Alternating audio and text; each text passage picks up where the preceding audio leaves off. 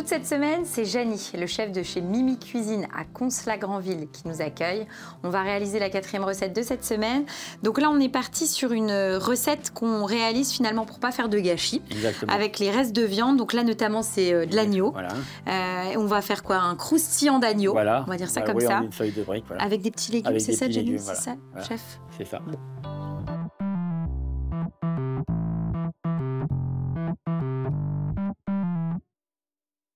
Donc, on va réaliser notre croustillant avec de la viande que tu as cuit. Donc là, on est sur de l'agneau. Oui. Cuisson lente. Voilà. L'agneau, tu as pris le temps, 4 heures, voilà, avec plein d'herbes, des choses comme ça. Beaucoup d'épices. Ouais. Mais l'idée de ta recette, c'est surtout de se dire, tiens, il me reste de la viande. Donc voilà. là, c'est de l'agneau, mais ça peut être un poulet, ça peut être plein de choses. Et de la réutiliser. Exactement. Pour faire une autre préparation. Voilà. Donc en base, tu as mis quoi là? C'est un pesto? Alors là, c'est juste de l'huile et du persil. Et là, enfin, c'est toutes les échalotes et toutes les gousses d'ail avec quoi on a fait cuire l'agneau. Donc on peut même récupérer finalement toutes les petites aromates et aromatiques qui ont permis de cuire la viande. Exactement. Tu les as mixées pour pouvoir... Voilà. Comme ça fait un tout petit peu moins sec quand même. Ouais. Oui, voilà. ça nourrit finalement la préparation. Et donc tu as taillé ta feuille de brique en petites lamelles. Et puis, voilà. Hop, on roule. Voilà, et ici. on a... Hop. Voilà. Super. Et on a notre croustillant. Voilà. Et donc, tu me dis qu'on peut faire ça avec toutes les viandes. Moi, je pense qu'avec un poulet, ça marche. Avec un peu de porc, ça peut marcher. D'accord. Voilà. Bon, à la limite, là, avec le porc, tu mets des tomates séchées un petit peu en purée avec un peu de parmesan. Tu remplaces les oignons et les échalotes. C'est pas mal. Oui, en tout cas, c'est une base. Mais l'idée, c'est de se dire, tiens, on va récupérer une feuille de brique pour pouvoir apporter un croustillant à ta viande que tu as déjà servi une première fois. Exactement. Et quand tu as des restes, c'est vrai que c'est bien utile. Donc là, c'est bon, on en a façonné 3. On va les passer à la poêle. Hein, c'est ça, pour que ça croustille. Voilà. Donc là, on met nos petits légumes qui vont accompagner notre croustillant. Voilà. Donc là, des légumes que tu as déjà blanchis en amont. Voilà, exactement. Il y a de la carotte, je vois, céleri, navet, romanesco et un petit peu de petits oignons. Un petit peu d'oignons, voilà. Et ensuite, donc là, on a notre poêle. Et là, on les dépose. Tac, hop, ici, on met côté fermeture, quoi. Ah, effectivement, on met la jointure tout de suite côté poêle. Comme ça, elle colle. Voilà. Je vais remettre quand même. Voilà. Et je vois qu'il y a un petit jus à côté. C'est un jus de quoi? Voilà, c'est le jus du rôti que tu as réutilisé. Voilà, et j'ai fait réduire. On va le faire réduire, comme ça il va être... On va continuer de le faire réduire et ça va accompagner notre croustillant. En fait, là, Janie, on est vraiment dans une recette familiale. Complètement. Qui est très facile à réaliser et qui nous permet finalement de réutiliser la viande.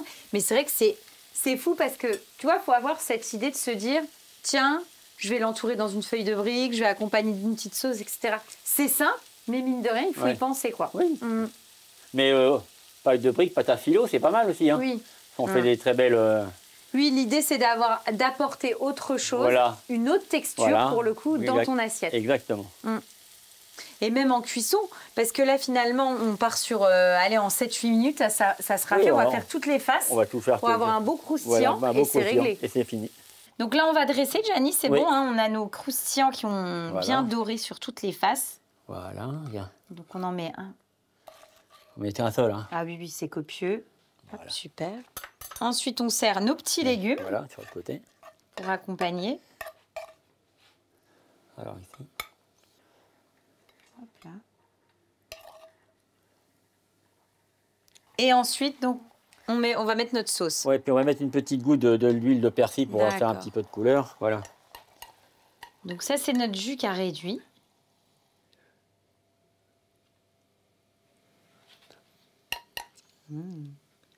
Et tu vois, c'est pareil. Toute cette recette, là, on est sur quelque chose de simple, mais efficace. Et là, tu rajoutes une petite touche de couleur, donc avec ton huile persillée. Voilà. Eh bien, super. Eh bien, on va goûter. Oui, on va goûter ça. Hein. On y va? On y va, c'est parti. On va le goûter, ce croustillant.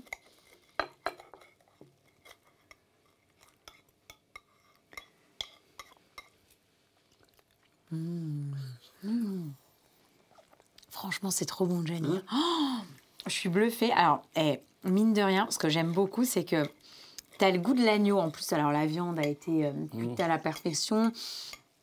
L'association, tu sais, avec le lit là, de petits oignons, tout ça, c'est vraiment une tuerie. C'est-à-dire que vraiment, tu as le goût. Le goût est là. Voilà. On est vraiment sur une recette du goût. Les petits légumes, enfin franchement, on a beau dire n'importe quoi, mais comme toutes tes recettes, moi je suis toujours bluffée parce que sur le papier c'est très simple, mais quand tu le manges, voilà, y a pas de chichi, c'est efficace, c'est bon, on se régale. C'est vrai, chef. Bon. C'est bon. On va faire le dessert après, Gianni? Oui. On va travailler quoi? Fraises. D'accord, donc des fraises. Fraises très simples, huile d'olive, bergamote, bonbons. Et une petite assiette fraises, ricotta, meringue.